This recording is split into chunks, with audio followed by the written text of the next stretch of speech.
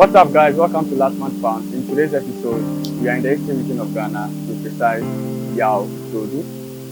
We have found a subscriber who says she has a farm. It used to be a greenhouse farm, but then due to some circumstances, she decided to put it on hold and she wants to run a catfish farm. We've also seen that they are trying to run a BSF production, they are trying to run a fish farm and then other things. So we are going there to take a look at how well we can do certain things over here and get her started for her fish farm.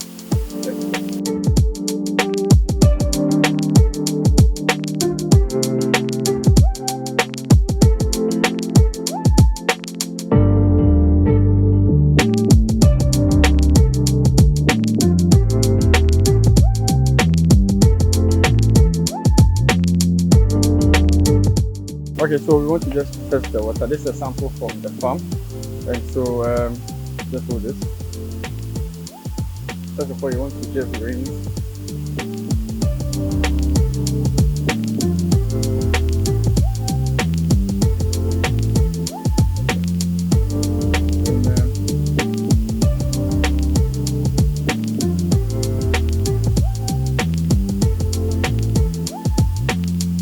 Alright, so we've checked the pH.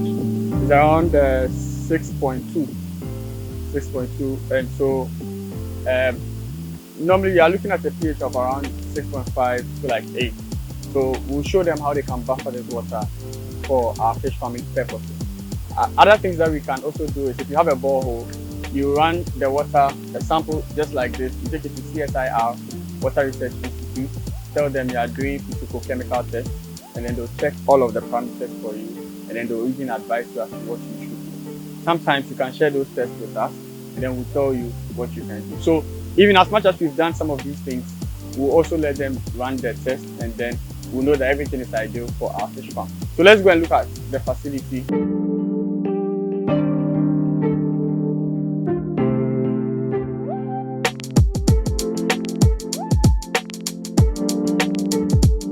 So in this particular facility, there are 4 different greenhouses.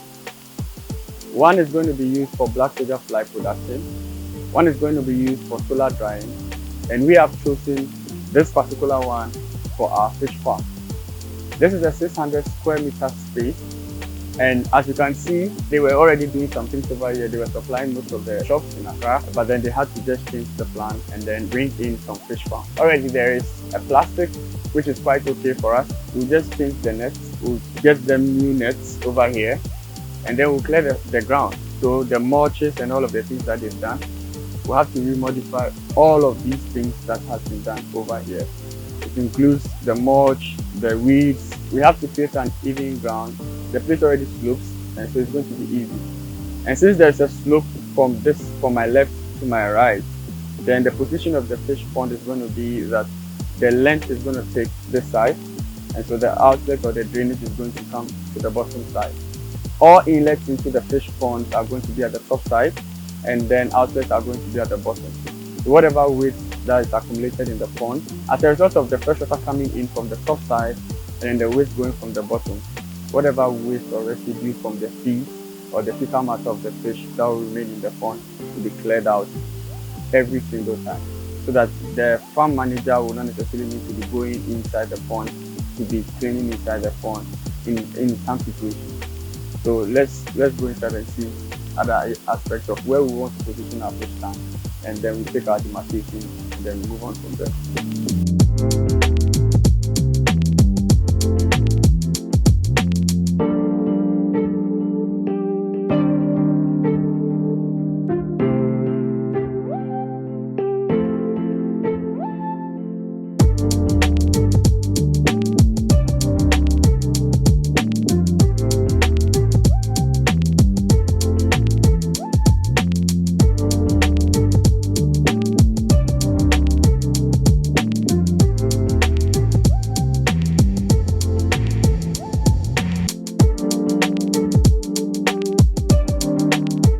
So at the end of checking the whole space, we realized that we can set up 12 ponds with 18 feet in length on this side all the way to the end. And so we have each of the ponds, that is, they are having a width of 10 feet and then they are having a length of 18 feet. The depth is always going to be 4 feet. And then in between every single pond, we are going to make sure that there is going to be a space of 1 foot so that you can easily move around the pond and harvest and do whatever thing you want to do in pond A, not necessarily affecting activities in pond B. Moving on from there, the kind of ponds you are going to be working with over here are tarpaulin ponds. And so because they are tarpaulin ponds, it's easier if the person is ready to move them from here, it's easy for them to move them from here. All the same, they can also raise these parts for there to be enough air, so the fish is going to be very much okay. So we have 12 ponds from here all the way to the end.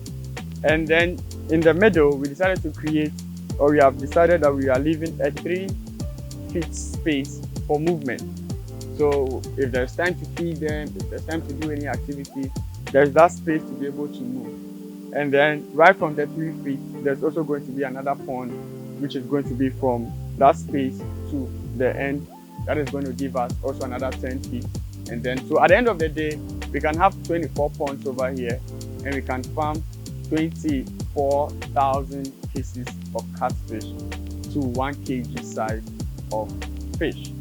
The most important thing at the end of the day is you need to know that in trying to work around this, you don't, depending on the discussions you are having with the person, because you are just now doing the feasibility to determine what is best for the space.